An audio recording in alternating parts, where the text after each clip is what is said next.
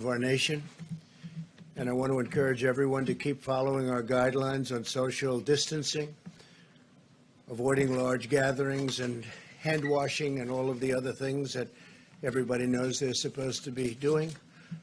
Ultimately, the goal is to ease the guidelines and open things up to very large sections of our country as we near the end of our historic battle with the invisible enemy. We're going for a while, but we win. We win. I said earlier today that I hope we can do this by Easter. I think that would be a great thing for our country, and we're all working very hard to make that a reality. We'll be meeting with a lot of people to see if it can be done. Easter is a very special day for many reasons. For me, for a lot of our friends, that's a very special day. And what a great timeline this would be. Easter as our timeline, what a great timeline that would be. My first priority is always the health and safety of the American people. I want everyone to understand that we are continuing to evaluate the data. We're working with the task force and making decisions based on what is best for the interest of our fantastic country. In order to defeat the virus, we must continue to be very strong. Your resilience and spirit has been inspiring to everyone. Right now, this virus is attacking 149 countries, but everybody looks to us and they're watching us. And I'm very proud to be your president. I can tell you that.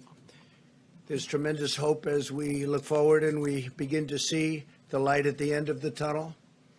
Stay focused and stay strong, and my administration and myself will deliver for you as we have in the past. Let me provide you an update on critical preparations and supplies in our war on the virus. Through FEMA, the federal government is distributing more than 8 million N95 respirators, 14 million surgical masks, and many, many millions more under order, and they'll be arriving soon. 2.4 million face shields, 1.9 million surgical gowns, 13.5 million gloves, and more than 4,000 ventilators to the areas of greatest need have already been sent, and we have 4,000 being delivered to New York. The federal government is using every resource at its disposal to acquire and distribute critical medical supplies. The core element of this strategy is my executive order authorizing the use of the Defense Production Act, which has, as you know, already been activated actually a long time ago, quite a long time ago.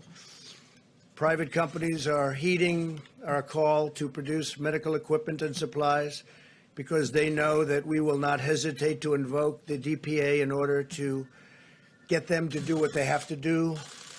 It's called leverage. You don't have to use it from the standpoint of actually it's been activated, but you don't have to use it. But the threat of it being there is great leverage, and companies are doing as we ask, and companies are actually even better than that. They're coming through and they're calling us. And it's been really something to see this morning.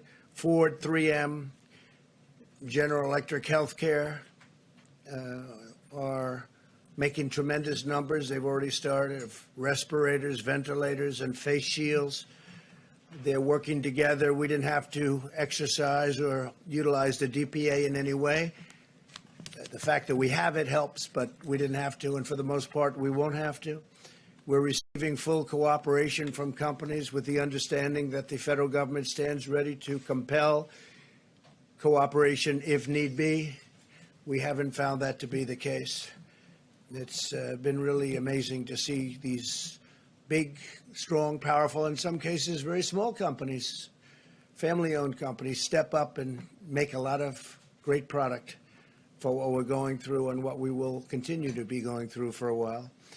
The Army Corps of Engineers and the National Guard are building 4 hospital facilities in New York City at the Javits Center, which will be operational very soon. They've already started. In addition, they're building 4 separate medical facilities in different parts of the state. We're dealing with Governor Cuomo on that. So you're going to have 4 hospitals and 4 medical facilities at the highest level, too. Really incredible facilities. Temporary, but incredible. We're also deploying the U.S. Navy hospital ship, and that will be arriving in New York Harbor in the not-too-distant future. It's finishing its maintenance. They're doing a very big maintenance, and what we did is we condensed it very seriously. And as you know, the other hospital ship, and these are incredible ships, it's already on its way to Los Angeles. So we're in frequent contact with state and local officials and getting a lot of work done. We're likewise building hospitals in Los Angeles. We're working also the state of Washington. We're working with the governor of the state of New Jersey. We're building a medical facility, a hospital facility, and doing a lot of work. I want to thank the people from FEMA, the great people from FEMA, and also the Army Corps of Engineers. Secretary Mnuchin and the members of my administration continue to work closely with Congress. I'm pleased to report that we are working to pass the biggest and boldest financial relief package in American history. Senators will soon hopefully vote on a $2 trillion bill that will deliver direct cash payments to struggling Americans.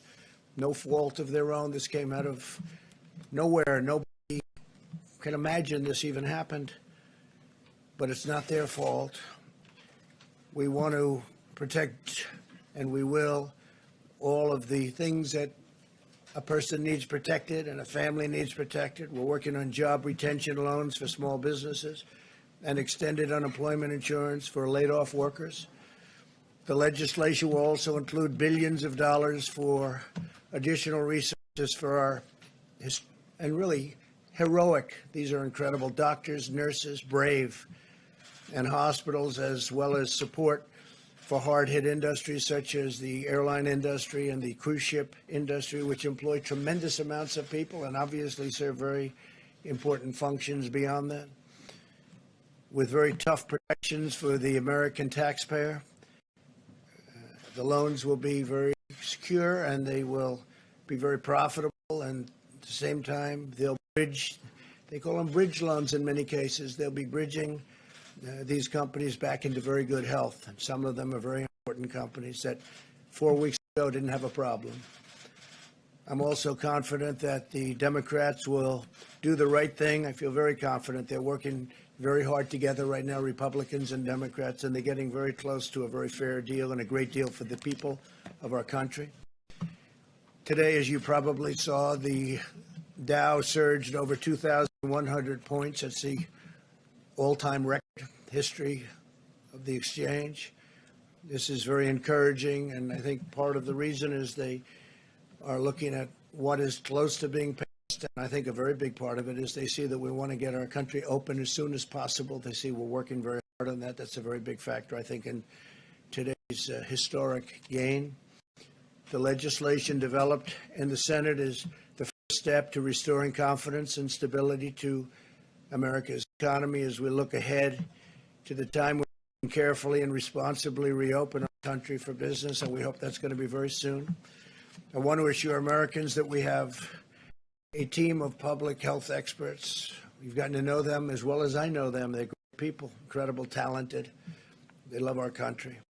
Also, economists and other professionals working to develop a sophisticated plan to reopen the economy as soon as the time is right. One based on the best science, the best modeling, and the best medical research there is anywhere on earth.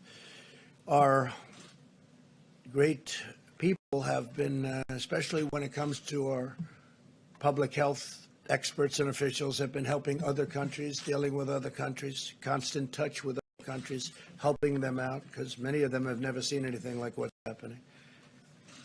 But our decision will be based on hard facts and data as to the opening. I'm also hopeful to have Americans working again by that Easter, that beautiful Easter day. But rest assured, every decision we make is grounded solely in the health, safety, and well-being of our citizens.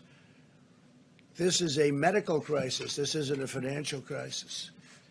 But it's a thing that nobody has seen for many decades, nothing like this.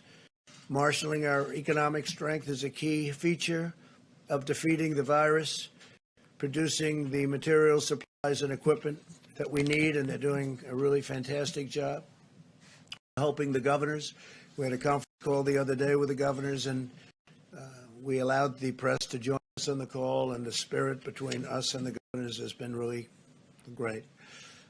We should never be reliant on a foreign country for the means of our own survival. I think we've learned a lot. We've learned a lot. This crisis has underscored just how critical it is to have strong borders and a robust manufacturing sector. For 3 years, we've embarked on a great national project to secure our immigration system and bring back our manufacturing jobs. We brought back many jobs, record numbers of jobs. And this really shows, this experience shows how important borders are. Without borders, you don't have a nation. Our goal for the future must be to have American medicine for American patients, American supplies for American hospitals, American equipment for our great American heroes. Now both parties must unite to ensure the United States is truly an independent nation in every sense of the word. Energy independence, we've established that. And something incredible we've established. We're energy independent, manufacturing independence, economic independence, and territorial independence enforced by strong sovereign borders. America will never be a supplicant nation. We will be a proud, prosperous, independent, and self-reliant nation. We will embrace commerce with all, but we will be dependent on none. Above all, we know that the best thing for our economy and the world right now is a very, very powerful victory over the virus. Every day, the American people are showing the unity and resolve that has always defined the character of our nation. In New York, citizens are using 3D printers to make hundreds of face shields. They're making them by the hundreds. In Texas, businesses and churches are uniting to collect gloves and thermometers for hospitals.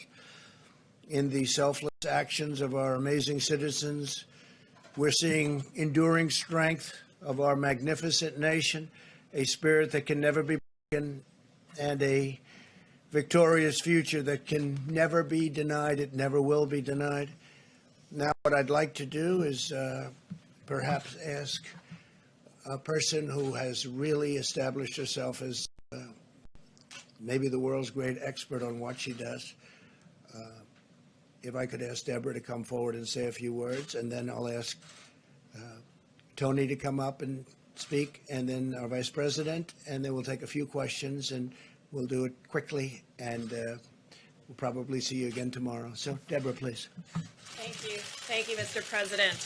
I think those of you who heard the town hall, we are continuing to accelerate testing at a record rate. We now have 370,000 tests that have been done.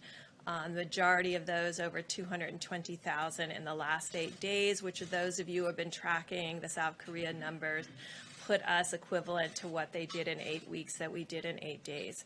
This was made possible because of the HHS team working together, bringing together the strength of the FDA with the CDC and under the leadership of Secretary Azar. We're very proud of those numbers, but we know that we have to do more, and we continue to accelerate in testing to ensure that those who need the test are tested first and have access. As we talked about yesterday, we're working on the ability for people to take their own sample. That does not mean home testing. That means taking your own sample in the front of your nose with available swabs into normal saline that can be transported to the laboratories. That will allow and free up all of the drive-thrus to be very sparing on PPE, because you'll be able to do that with gloves rather than the full PPE outfits. This will allow for more of that PPE to be dedicated to our hospitals. I think those of you who are tracking this epidemic closely, like I am, you will begin to see that there is encouraging results coming out of Italy. We are impressed by the decreases that are seen in mortality, the number of people succumbing to this illness, and the number of new cases. Our new cases will continue to surge because we're still working on our backlog, although we will be in touch with the laboratories after this press conference to really find out how many are still in backlog and how many were run in the last 24 hours. Until we can get into a 24-hour cycle, we're going to have disproportional number of new cases compared to the actual new cases, and we will let you know when we've reached that equilibrium. Finally, and I know Dr. Fauci will talk about this further, we remain deeply concerned about New York City and the New York metro area. About 56% of all the cases in the United States are coming out of that metro area, and 60% of all the new cases are coming out of the metro New York area, and 31% of the people succumbing to this disease. It means, because they still are at the 31% mortality compared to the other regions of the country, that we can have a huge impact if we unite together. This means, as in all places, they have to be following the presidential guidelines that were put out 8 or 9 days ago, and this will be critical. But to everyone who has left New York over the last few days, because of the rate of the number of cases, you may have been exposed before you left New York. And I think, like Governor DeSantis has put out today, everybody who was in New York should be self-quarantining for the next 14 days to ensure that the virus doesn't spread to others, no matter where they have gone, whether it's Florida, North Carolina, or out to far reaches of Long Island. We are starting to see new cases across Long Island that suggest people have left the city. So this will be very critical that those individuals do self-quarantine in their homes over these next 14 days to make sure they don't pass the virus to others based on the time that they left New York. So if they've already are 4 days out, then it's just 10 more days. So I thank you if you help get that message out to others. Dr. Fauci? Thank you very much, Mr. President. Deb. I want to just talk very briefly about 2 or 3 things. First, the issue of testing and how that has really changed the complexion of the approach that we're going to be able to take. Right? Testing was an issue. We had many questions of testing in this room for a number of times. Now that we literally have hundreds and hundreds of thousands of testing out there, there are a few things that we can do with that. One of the things is that when we make policy about what we're going to be doing with the rest of the country, particularly those areas that are not hot spots, we need to know what the penetrance of infection is there. So we need to put a light on those dark spots that we don't know. We have to act policy-wise on data, and we're going to be getting more data, a lot more data. The other thing is that the areas of the country that are not hot spots, that are not going through the terrible ordeal that New York and California and Washington State are going through, they still have a window of significant degree of being able to contain. In other words, when you test, you find somebody, you isolate them, you get them out of circulation, and you do the contact tracing. When you have a big outbreak, it's tough to do anything but mitigation. We have an opportunity now that we have the availability of testing to do that. So you're going to be hearing more about how we can inform where we're going, particularly because we have the ability to test. The second thing is I just want to reiterate what Dr. Berg said. It's a very serious situation. They've suffered terribly through no fault of their own. But what we're seeing now is that, understandably, people want to get out of New York. They're going to Florida, they're going to Long Island, they're going to different places. The idea, if you look at the statistics, it's disturbing. About 1 per 1,000 of these individuals are infected. That's about 8 to 10 times more than in other areas, which means when they go to another place, for their own safety, they've got to be careful, monitor themselves. If they get sick, bring it to the attention of a physician, get tested. Also, the idea about self-isolating for 2 weeks will be very important because we don't want that to be another seeding point to the rest of the country, wherever they go. And then thirdly, just one comment about drugs and the testing of drugs. You heard yesterday about drugs being out there that physicians on an off-label way can prescribe it to give people hope of something that hasn't been definitively proven to work, but that might have some hope. I don't want anybody to forget that simultaneously with our doing that, We're also doing randomized clinical trials on a number of candidates. You've heard about candidates, but there are others in the pipeline where we'll be able to design the study, and over a period of time, particularly since we have so many infections, we'll be able to determine definitively, are these safe and are they effective? We're talking about remdesivir, other drugs, immune sera, convalescent sera, monoclonal antibodies. All of these are in the pipeline now, queuing up to be able to go into clinical trial. I'll stop there and talk. Thank you, Tony. Good job. Larry, how about just a quick few minutes on how we're doing over at the Hill? Thank you, sir.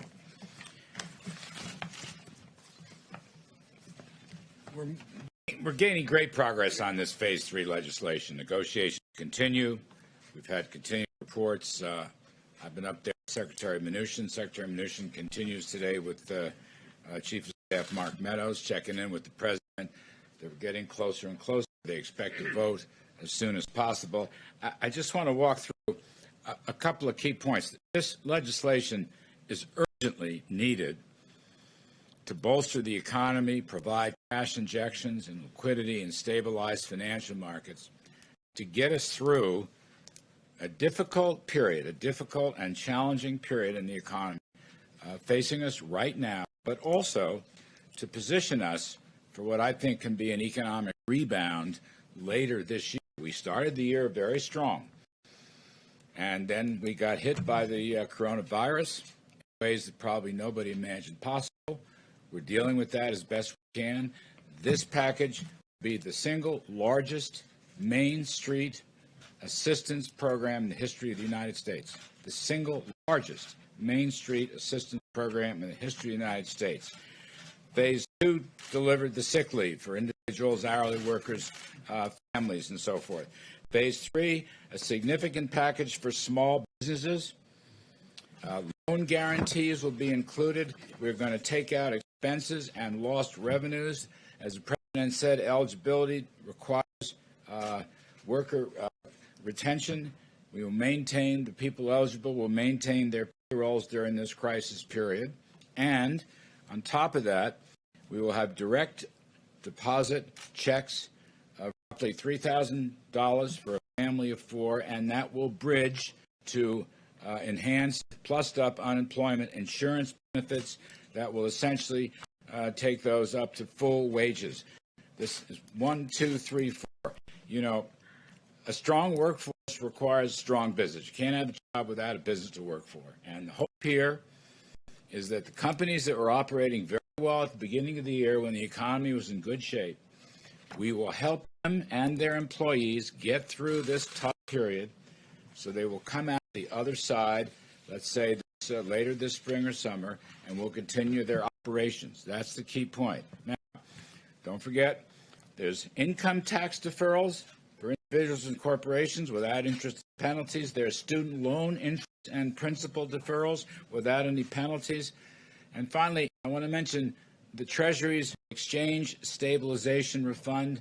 That will be replenished. It's important because that fund opens the door for Federal Reserve firepower to deal a broad-based way throughout the economy for distressed industries, for small businesses, for financial turbulence. You've already seen the Fed take action.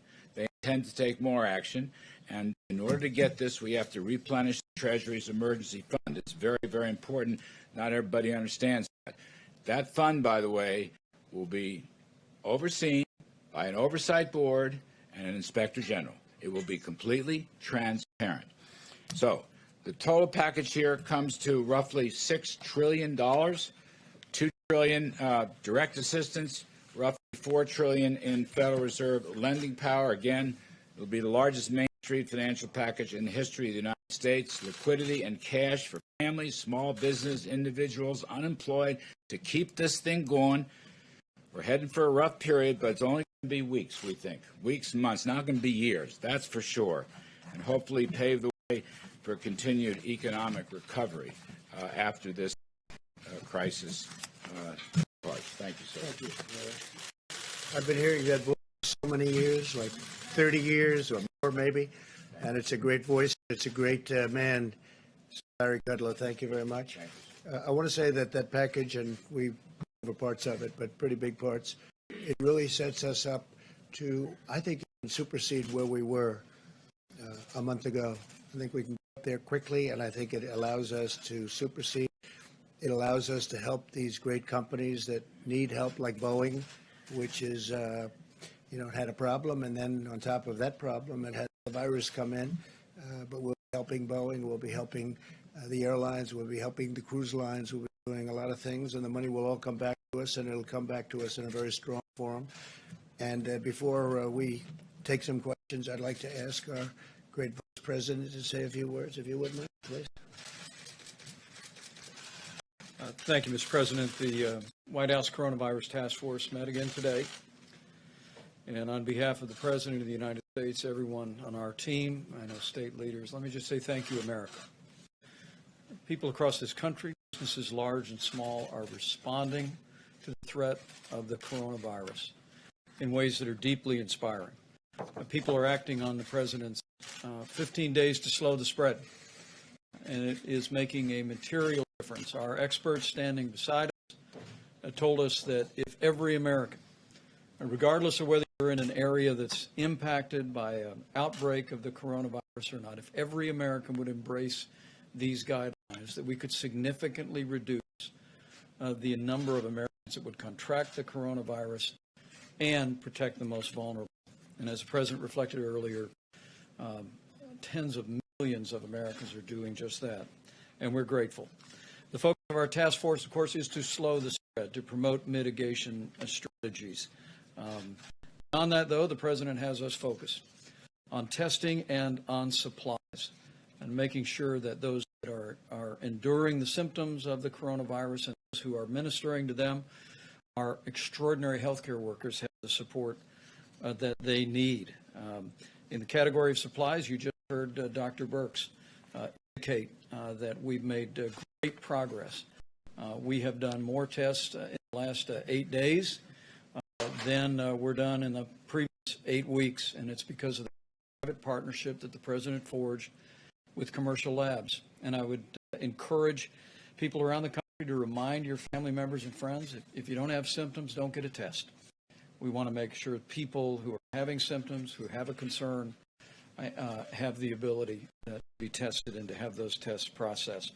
Continuing to urge all county hospitals, all labs around the country to report to the CDC all the results of the test, as it'll give these experts around us the ability to continue to advise the President on best practices.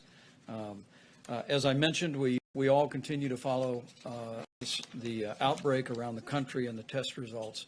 But as several have mentioned, we're particularly focused on New York. The reality is the New York metro area, 60% of the new cases in the country. And specifically, as a layperson, I can tell you that the infection rates are roughly 1 in 1,000 in the New York City metropolitan area, where they are 0.2% per thousand or 0.1% per thousand in places like Washington State. It is the reason why today the White House Coronavirus Task Force is calling on any American, first and foremost, if you're in the New York City metropolitan area or elsewhere, to take the guidelines that we issued and avoid non-essential travel. But for anyone in the New York metropolitan area who has traveled, our task force is encouraging you to monitor your temperature, be sensitive to symptoms, and we are asking anyone who has traveled out of the New York City metropolitan area to anywhere else in the country to self-isolate for 14 days.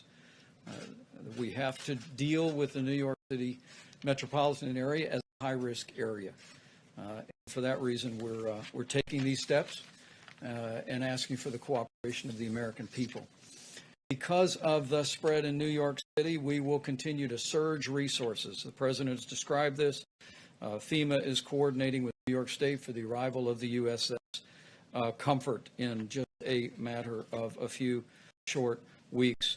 Over the next 24 hours, more than 4,000 additional ventilators will be delivered to New York State as well. New York State has prioritized 3 alternative medical facilities, and at the President's direction, the Army Corps of Engineers is working on plans to build those facilities out. You've heard the President speak about the Javits Center, the addition of 1,000 beds, and will continue. I want the people of New York City and the greater New York City area to know that we're with you. We're going to continue to provide resources to support your state and local officials as they confront the spread of the coronavirus in that great city. On the subject of supplies, we had team meetings today at FEMA, which is working on identifying the critical personal protective equipment and ventilators. At this point, FEMA informs us today that they are distributing 7.6 million N95 respirator masks, more than 14 million surgical masks, and FEMA has already shipped 73 pallets of personal protective equipment to New York, 36 pallets of personal protective equipment to the state of Washington. We'll be meeting again tonight.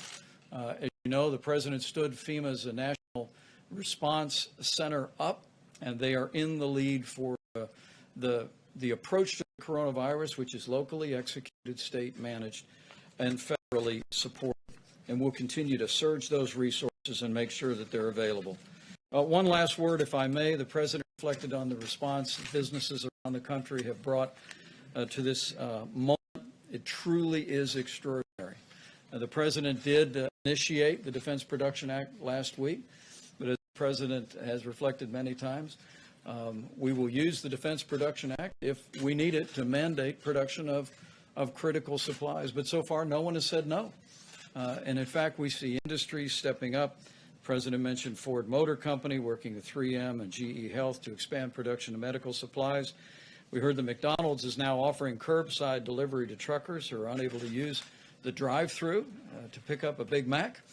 And I spoke today, and the President spoke last week with Tim Cook of Apple, and at this moment in time, Apple went to their storehouses and is donating 9 million N95 masks to healthcare facilities all across the country and to the national stockpile. There is a level of generosity that I know is inspiring to the President, and it's truly inspiring to all of us who are working on the White House Coronavirus Task Force.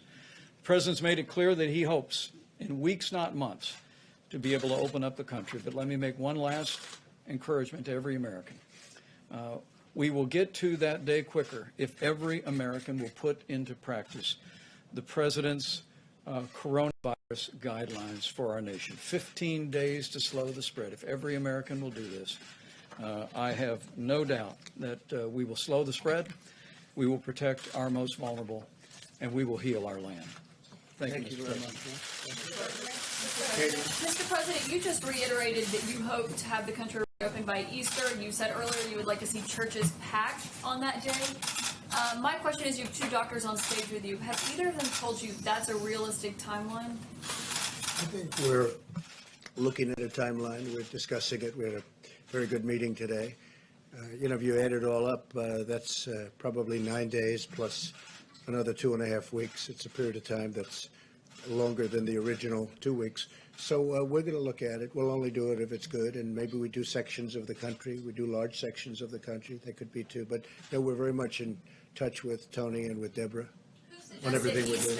Who suggested I that just date? thought it was a beautiful time. It would be a beautiful time, a beautiful timeline. So that It's a wasn't great based on any day. of the data? It was based on a certain level of weeks from the time we started, and it happened to arrive. Actually, we were thinking in terms of sooner.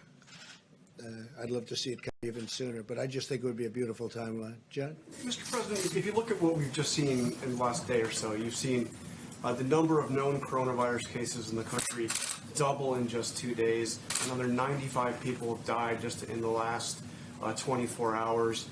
New York's governor is saying this is spreading like a bullet train across the country, and the governor of Louisiana is saying that his state may not be able to handle the cases that they're facing by early April. So what are you seeing in all of this that leads you to think that we could reopen by Easter or even earlier? Sure. We're working with all of them. We can be talking about large sections of our country because there are sections of our country that you didn't talk about that are doing unbelievably well. They have very little incidence or problem, very small numbers. It's very possible that they won't be ever subject to what's happening in New York. New York is definitely a hot spot. There's no question about it. And you know what we're doing in New York to try and help. And I think we're doing an incredible job. We're going to have the hospitals up quickly, the medical centers also quickly. But we'll just have to see. We have to follow it. We have to see. We're going to look at that curve. We're going to see when it starts coming down. And we'll do the best job that can be done. John, please. Question for you, Mr. President, Dr. Fauci, if we could. Just when looking at this idea of an Easter timeline, I know that's probably flexible. What are the metrics by which you will make the decision as to whether you can say, yes, we can open up this area of the country, or no, we can't open up that area? I mean, will you be looking at disease numbers? Will you be looking at possible containment, isolation? I think we'll be looking at a lot of things. We'll also be looking again at very large portions of our country. And I will be guided very much by Dr. Fauci and by Deborah and by some of the other professionals that work with both of you. And we're going to see what will be. But that would certainly be, I think that's a goal that perhaps can happen, or at least for a very large portion of our country. Fauci, since, as the President said, you and Dr. Birx and others will be guiding him in making the decision, where are you now at this timeline of 19 days from now? So, I mean, that's really very flexible. We just had a conversation with the president in the Oval Office talking about, you know, you can look at a date, but you got to be very flexible. And on a literally day by day and week by week basis, you need to evaluate the feasibility of what you're trying to do. And John, you asked for, you know, what kind of metrics, what kind of data. When you look at the country, I mean, obviously, no one is going to want to tone down things when you see what's going on in a place like New York City. I mean, that's just, you know, good public health practice and common sense. But the country is a big country, and there are areas of the country, and I refer to this in my opening remarks, that we really need to know more about what the penetrance is there. So if we do the kind of testing what we're doing, and testing will always be associated by identification, isolation, and contact tracing, and you find after a period of time that there are areas that are very different from other areas of the country, you may not want to essentially treat it as just one force for the entire country, but look at flexibility in different areas. So I think people might get the misinterpretation. You're just going to lift everything up, and even somebody's going like that. I mean, that's not going to happen. It's going to be looking at the data. And what we don't have right now that we really do need is we need to know what's going on in those areas of the country where there isn't an obvious outbreak. Is there something underneath the surface that says, wait a minute, you better be careful and really clamp down? Or what looks there that you don't really have to be as harsh as you are in other areas. So it's looking at information that up to this point, John, we never had. So it's a flexible situation. Was New York becoming on warm? Is New York becoming the epicenter? Well, it certainly is by far if you call it hot, if you call it any word you want to use, it is at a level that I was speaking to Tony before. It's a level that no place else is close. It's very unfortunate. You know, one of the things that's happened that we've done, I think, a really good job on. I think that it's something special. What's happened is I learned from Dr. Birx a little while ago when she said, I learned it actually this afternoon, in 8 days, because we kept hearing about South Korea. And they had a very tough time at the beginning, if you remember. In 8 days, we're doing more testing than they've done in 8 weeks. That's a tremendous turn. And with our testing, it's going exponentially. It's going up, up, up every day. So we're going to be able to do things with this very highly sophisticated testing. And it's also, the test itself is considered the best test. So on top of doing now more than anybody else, we have a very high quality test. That makes a big difference. It also makes a big difference even in terms of opening, because we're going to see those areas like the hot spots. But New York City definitely is a very hot spot. Steve? When you talk about areas that you could open up, what specifically are you looking at? What states? Are you talking about out west? Well, you can talk Midwest, or about South? Where the exactly? Farm Belt. Take a look at the Farm Belt. Take a look at areas out west. Look at big sections of Texas. I was talking to the great governor of Texas. They've done a fantastic job out there, but they have very big sections of Texas where, you know, it's like numerous states, frankly. But we can have large sections of if we want to do it that way, we could have large sections of the country open. I think it's very important that we start moving on that and start thinking about it, because our country wants to be open. Our people want it to be open, and they're raring to go. And I think it's one of the reasons that we're going to have a tremendous bounce back. I think it's going to go very quickly. Also, I want to thank, while I'm here, I want to thank Larry for the job he's done, Steve Mnuchin for the job he's done. If you look at Peter Navarro, he's sort of doing different things. He's really he's a force in terms of getting masks and getting all of the ventilators and all the things. He's been fantastic, Peter. But I also want to thank Congress, because whether or not we're happy that they haven't quite gotten there yet, they have been working long hours. I'm talking Republicans and Democrats, all of them, the House, the Senate. I want to thank Congress because they are really trying to get there, and I think they will. And I'll see you all tomorrow. Thank you very much. Did Thank you you. give Governor Cuomo a heads up, Mr. President, about the quarantining for people who left New York? Did you give Governor Cuomo a heads up about quarantining people? We're talking to them about it. Did you have South Korea? Mr. President, Is it wise to pack churches on Easter? takes one person to contaminate a whole county.